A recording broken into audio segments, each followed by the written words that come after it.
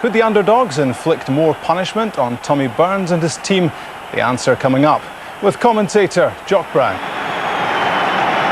That Celtic lineup provides confirmation of the fact that Paul McStay has failed the fitness test, but the bigger shock is the relegation of Jackie McNamara to the bench to make way for Enrico Annoni.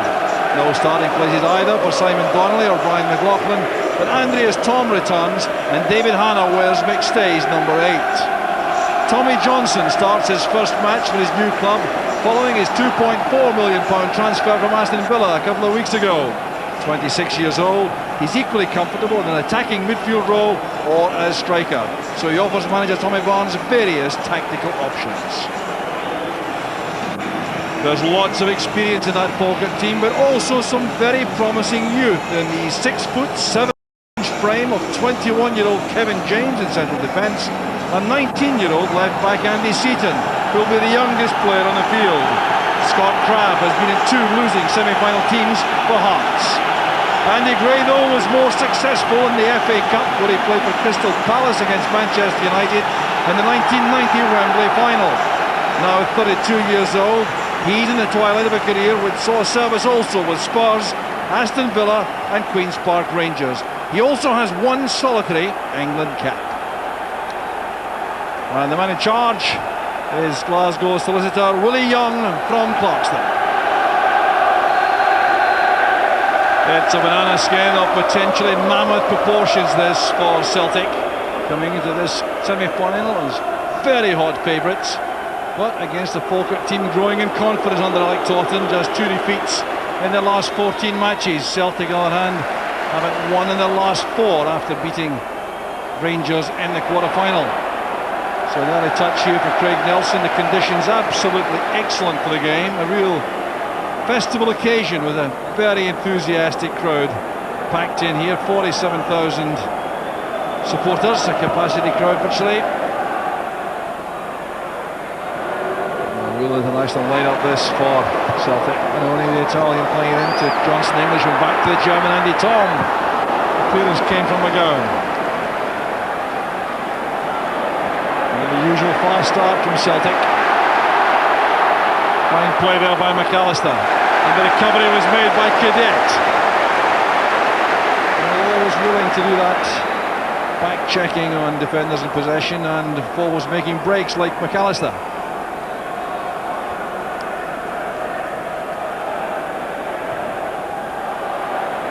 A slip there by Gray. He tried to deliver that pass. There's Di Canio. Thom towards Cadet. Across goes Gray.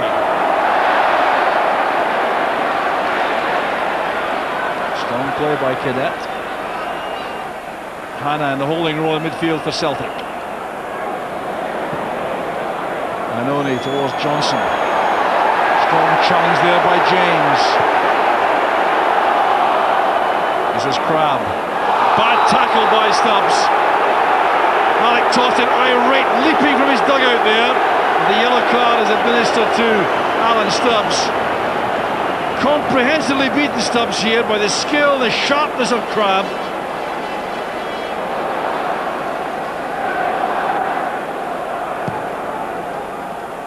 So booking after just 6 minutes for Stubbs. So causing a problem. There's McGrillen, beaten to the ball by Annoni.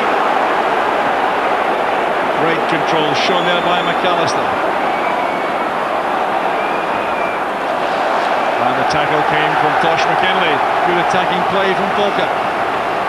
First chance really to make any impression on the Celtic defence.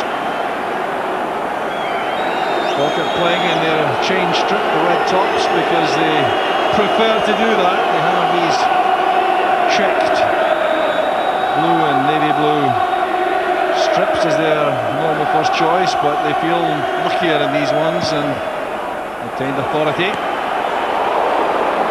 Kerr gets some help there. Kerr thought he was fouled. The referee wasn't interested. Di Canio breaks.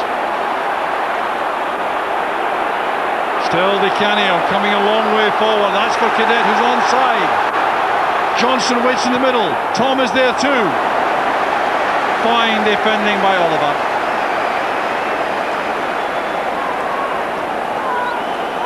Celtic devastating on the counter-attack like this, led there by Di Canio, timed the pass perfectly there for Cadet. A little check at the linesman, and not a very good ball in.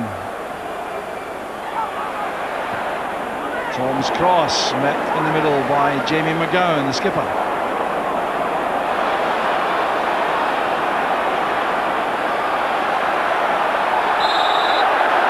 Battle going on there involving Scott McKenzie and Phil O'Donnell. The result is a free kick to Celtic. Anoni has joined Stubbs in the area. Anoni challenging well for that. Under pressure all the way though, couldn't get a clear header on the ball. Good out swinging free kick that, to be attacked by Celtic. Cadet in fact they said to that, 3 of them in a queue for the ball. Stubbs turns it out. Still finding it very difficult to settle in the Scottish game, Alan Stubbs. Andy Gray lining up a long throw. Kevin James has gone forward to the corner of the penalty area. Menace of James is clear. Good goalkeeping by Kerr.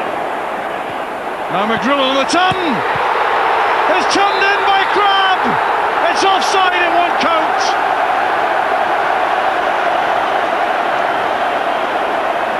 Dejection for Scott Crabbe. Well, a problem caused here by Kevin James's height in the box. Good little flick on there. It was hooked away, in fact away from Stuart Kerr inside the area by O'Donnell. That was McGrillen, and the offside player was Crabbe. We'll see it from this angle better. The shot goes in. Watch McGrillen here turning for the shot at goal. And yes, Crabbe was in an offside position when that shot was released.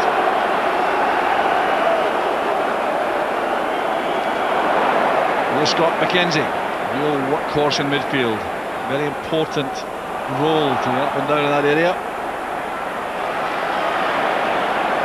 All over to McGowan. It's a very neat turn. Supporting McAllister, that's for Crabbe. McGrillen's calling for the ball on the left.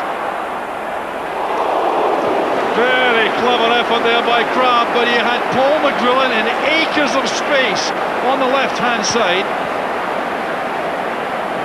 Look at the space there for McGrillen. Now Crabbe only one thought in mind, to try to chip the goalkeeper. It's a very good attempt to do that, but surely he could have played McGrillen in there.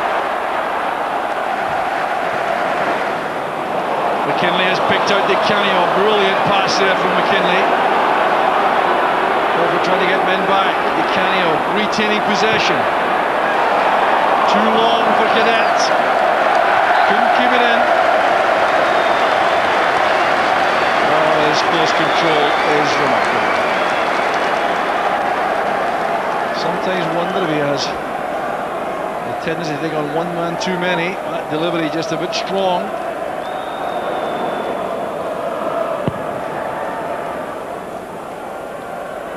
Hagen did well there against Anoni, and Falkirk have the throw. He's positioned on the touchline all the time for these kickouts from Craig Nelson. He uses aerial power. Andy Gray again will take the throw, and Kevin James has made his way forward again. It's a very dangerous attacking ploy, this, utilised by Falkirk.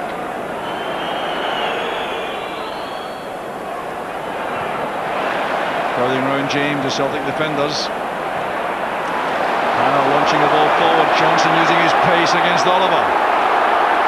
A wrestling match going on, Johnson is stronger side, the left, a great ball in, there's Cadet!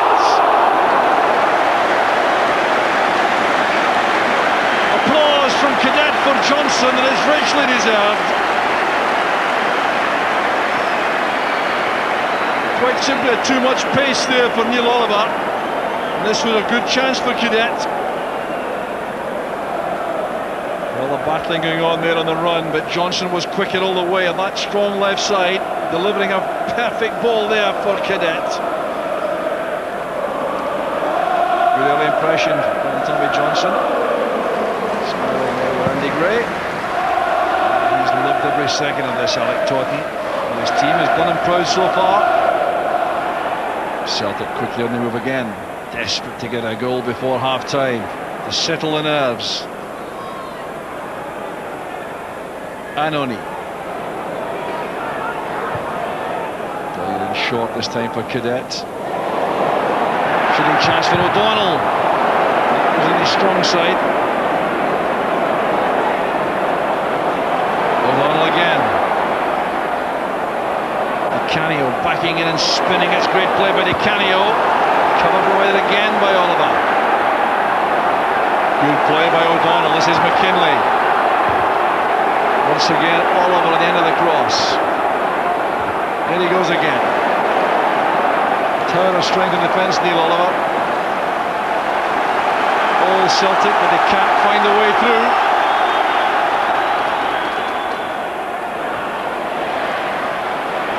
Oliver again first to the ball. He was fouled in the act of clearing. Was caught. What a fine match he's had so far, Oliver. His reading of the game has really been excellent. McKinley under pressure there from McAllister. Now Oliver got to the ball comprehensively first here, and then took that late tackle from Cadet.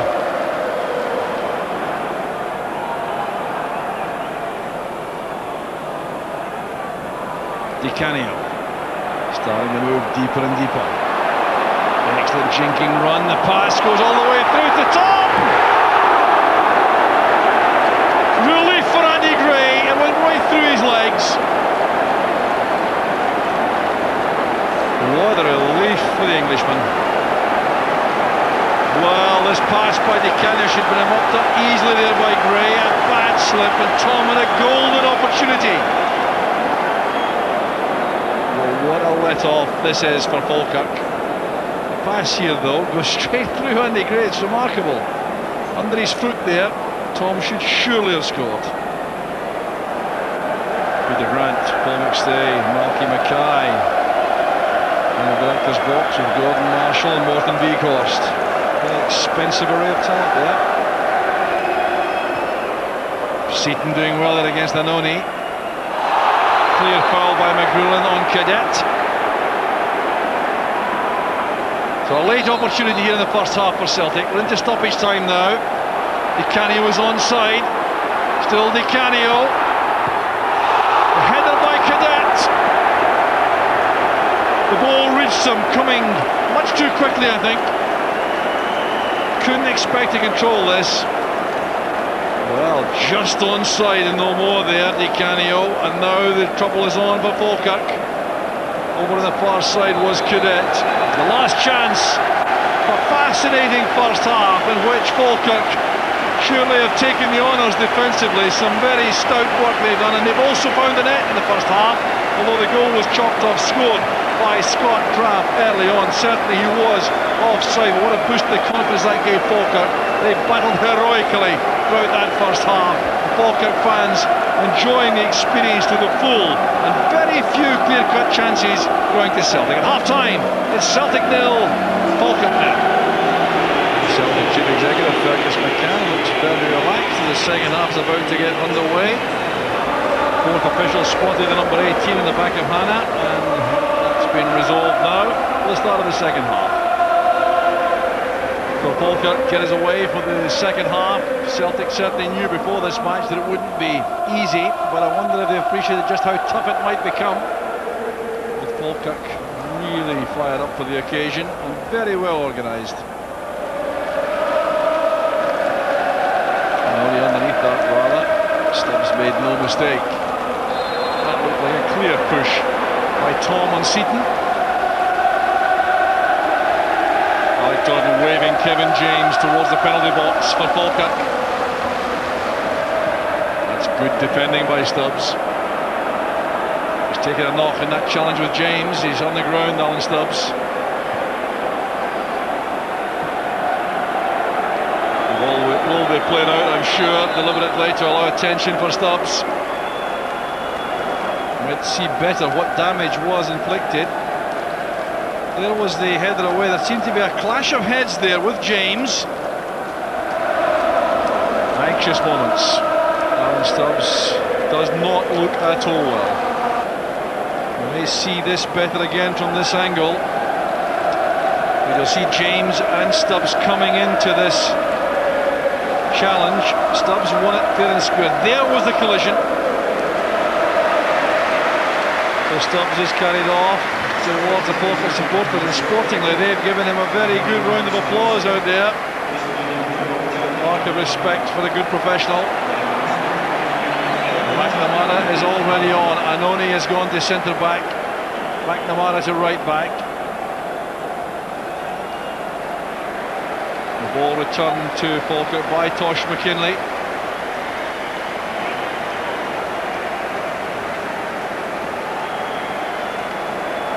Never a pleasant sight.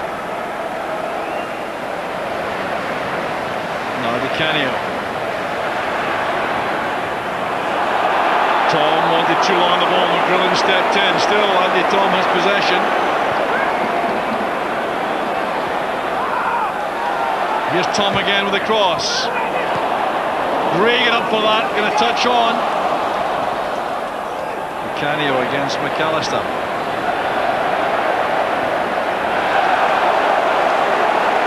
Falkirk's throw.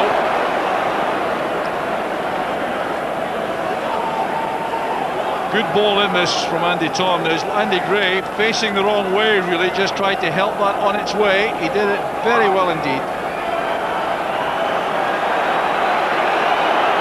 Attendance confirmed at 45,261.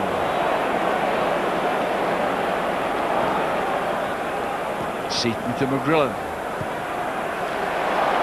Covering player is Anoni.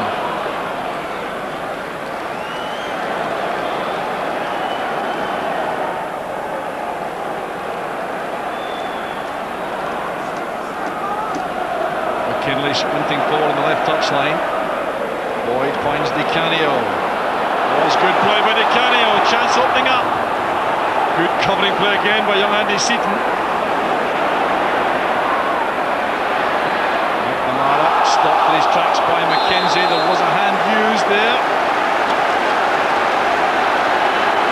Free kick to Celtic. McGrillen the culprit. But look at this challenge made by Andy Seaton as Di Canio came sprinting inside. Seaton timed that superbly.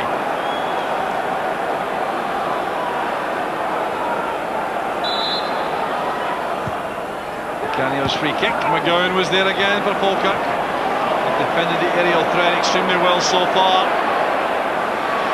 Di Canio to Tom. Anoni's header.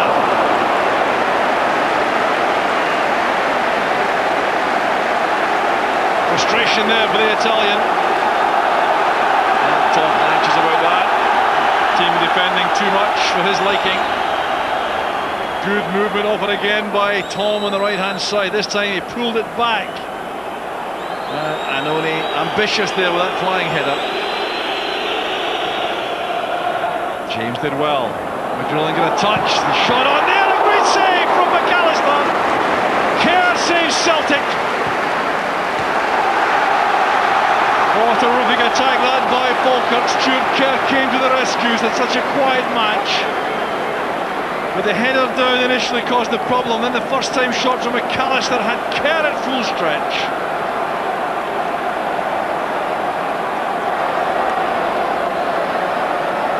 More encouragement for Falkirk. This is Andy Gray with a long throw. Much too close to Kerr though. Another wasted opportunity.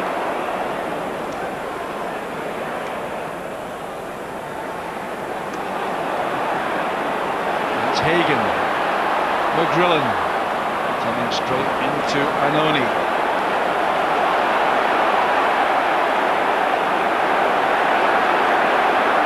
Tom.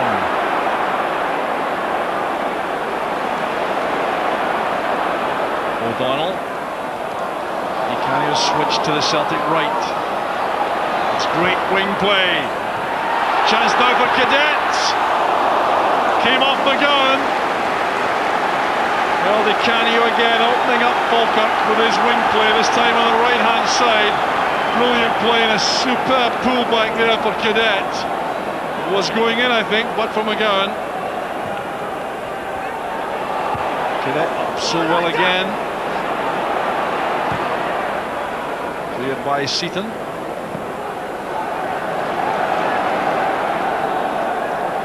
Both dugouts now becoming agitated.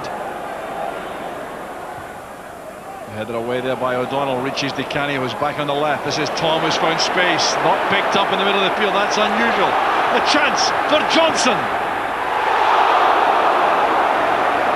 Well, you can see what he thinks about that. It's not his stronger side, that, the right, a left-sided player. He took up terrific position here. James couldn't get to him. Straight across the bows of Nelson, it was very close.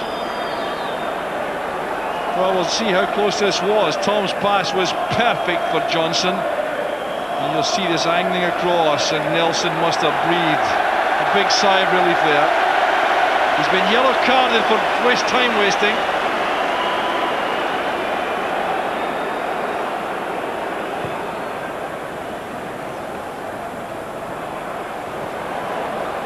And the header from Anoni gives the throw to Falkirk.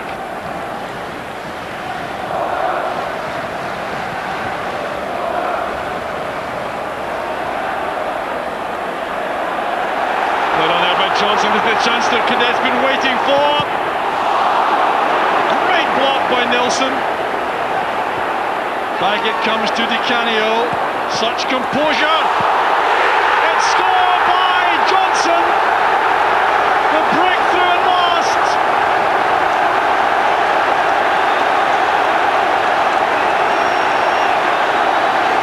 "65 minutes of the semi-final gone. Heroics from Craig Nelson couldn't keep Celtic out. Cadet at the first opportunity, brilliantly saved there by Nelson. But then there was great play by Di Canio after the header back there from O'Donnell. Di Canio thumped it across, it was helped on by Cadet, and Nelson couldn't prevent Johnson scoring. What a series of opportunities here. What a scramble there was. Broke kindly for Celtic there to O'Donnell. That's a good header. That's fine play. Cadet helped it on. The block was made by Nelson into the path of Tommy Johnson. His first goal for Celtic. Well, I think Di Canio was trying to shoot for goal there. It ended up happily for Celtic. And Tommy Johnson is the word. Well, he came for these big occasions, Tommy Johnson.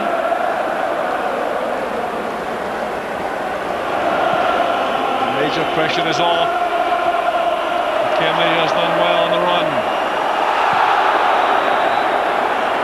Now McKinley is being booked for a dive. There certainly appeared to be no impact at all on Tosh McKinley, but it is very unlike him to go down like that. Well, you'll see here whether any contact was made. He saw the gap to go through. Perhaps didn't have any real belief that he'd make it, and he wasn't caught. The referee was very well positioned. He has worked so hard. He is off. Mellor goes into the attack. Albert Craig goes into midfield. It looks as though Falkirk are leaving Kevin James upfield. Gone to a flat back four for the closing stages. McAllister's in trouble. He's going to be booked, I think.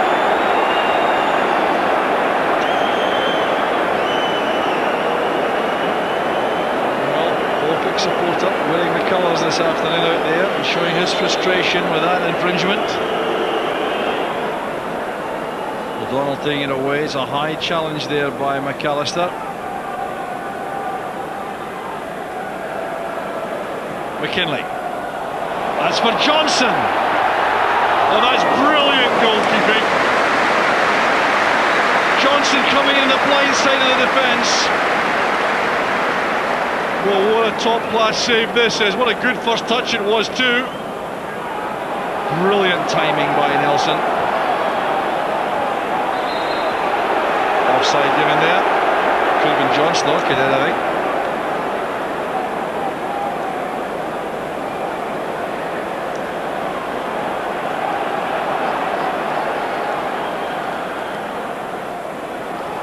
McGowan now breaking on the right-hand side. James in the middle for this, and he is! He's equalised for Falkirk!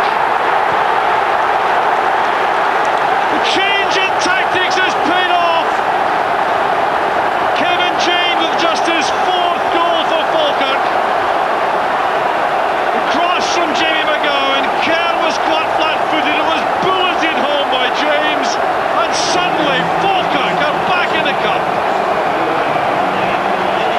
Fine cross, not great goalkeeping, it has to be said, by Kerr, but what a good header it is by Kevin James. Bulleted home there, a powerful figure attacking the ball so well. All been worthwhile that moment there as Kevin James headed home. Ball's out of play and an insignificant change made by Falkirk. They've reverted to their original formation now that they've equalised. So James is back at centre half. No spell at centre forward brought the equaliser. Head on by McNamara, the layoff came from Di Canio. McGrillen backtracking with McNamara. Bit of slackness there by McGrillen. A wrestling game there with McNamara.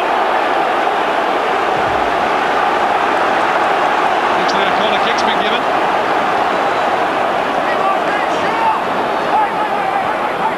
Taken short. Only one man out for Falkirk. Here's Di Canio.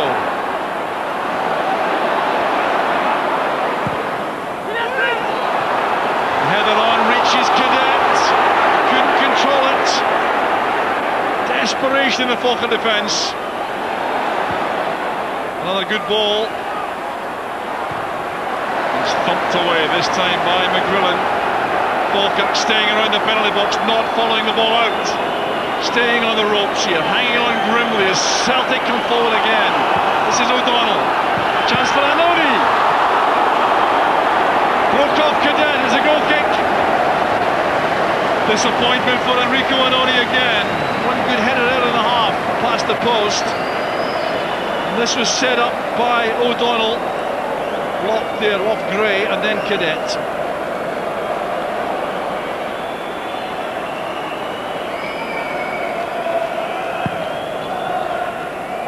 Falkirk last have some players upfield. Referee Willie Young checks his watch again. There was a lot of injury time though for Alan Stubbs particularly. That's why the game is going on so long. But it's going on no further. Falkirk have earned the replay. A dramatic match here at Ibrox. The 10th Scottish Cup semi-final. Honours end even. It looked as though Celtic were home and dry when Tommy Johnson scored in 65 minutes. Then he got out the best save of the match from Craig Nelson, and then just a few minutes after that, Kevin James bulleted home, equalised with his head after 82 minutes, and Falkirk's determination and resilience has been rewarded with a replay. Their supporters stand to give them an ovation. The Falkirk players go to take the applause. It's richly deserved, and for Celtic it's bitter disappointment. They'll have to do this all over again in 10 days' time, but for Falkirk they savour the moment. They're the heroes of the afternoon, and their supporters receive them with such appreciation. The final score, Celtic 1, Falkirk 1. Well, we feel as if it's been snatched away. That's just something we have to put up with. We've got to take it in the chin and just get ready to come again a week Wednesday.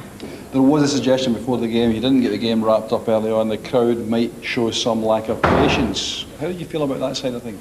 No, I think the support know that we need them at this moment in time, and I think that was proved today. I felt they were quite outstanding today, marvellous, and I think that helps the players, because the players are then able to pass the ball about and play the game the way it should be played, and that's pass it and wait to get an opportunity and try and create chances, as we did in the game today. You got a debut goal, full debut goal from Tommy Johnson. What do you think of his overall contribution? Yeah, very pleased. The fact that he's not played regularly for maybe 3 or 4 months, he's still got a wee bit to go on the fitness side, especially for our club. But I felt we showed enough in the game to let us see that he's going to be a very good acquisition for us. You've expressed yourself quite plainly in recent days about all the speculation surrounding the whole situation here at the end of the season. This kind of result, do you think this causes any kind of difficulty in the dressing room generally? No, I don't think so. I think to be fair to the players, I think they go and you're judging how they play. I think today they went about their business the right way, obviously without scoring the goals, but they're not deliberately missing them. That's it. It's an infuriating thing, because we basically should have won the game. our whole team doesn't cost as much as one of their good players. And when you looked at the team, it was frightening. You were just overawed for a while, and then you knew, when you get on the park, it's 11 men versus 11 men. What does that make you think about a replay? You think you've got a better chance now? Yeah, I think so. I think we know how they play now. It took us a while to get used to the pace. With us being in the first division, the pace was really fast to start off with, and I think the boys defended well, especially going in at half-time 0-0. We were really pleased. Tell me about your recollection of your goal. Well, the manager put me up front about 5 minutes before that, and I was wondering what he was doing. And the way we set out today, he was wanting Jamie McGowan to get wide right. And I think that's maybe the only cross he got in the game. It was a great cross, and we missed from there. Yeah, I enjoyed it, apart from the result, you know. Thought we played well. Falkirk had their plan, you know. As soon as they lost the ball, they just got 11 men behind the ball. Fair play to them. We got the goal. We knew at half time we just had to keep on going and get the goal. We got it, but unfortunately we gave one away. But at least we've got another chance now. And you almost got a second one. How close was that from your point of view? Yeah, it was a great ball from Tosh over the top. You know, I took a touchdown, but to be fair to the keeper, I come rushing out, guessed right, and then he chucked it out and they've scored straight away. You know, so it was a bit disappointing. Well, you know, we prepared in a professional manner this week. You know, and the players were up for it. You know, and I thought today they did exceptionally well. You know, we played well as a team, and but they firmly believed they could come here and get a result and get a win. And I think everyone saw that today. So all in all, everyone played their part, and we could have won the game with a couple of chances we had.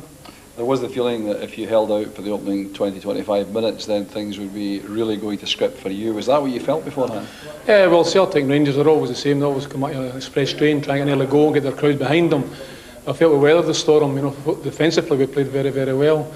And but the goal we scored, Jock, was magnificent. You know, it was a great cross with Jamie McGowan, and big Kevin James was a tremendous header. And delighted for him, delighted for the team. I suppose you then had a big decision to take at that point, whether you reverted to Kevin James at centre half or left him up there looking for a winner. What was the thinking then? Well, the thing is, because Celtic scored, they changed their tactics, you know, so that's the reason we put him up, because obviously the threat at 6'7" is a threat in opposition box, and along with the boy Gerard Fellner, two tall guys, and so once he scored, we put him back again to try and tighten things up a wee bit, and felt we could maybe create another chance. But it's all in all, I thought it was a great performance by the team, and the fans were magnificent as well. 9,000-10,000 turned up, so very, very pleased for them.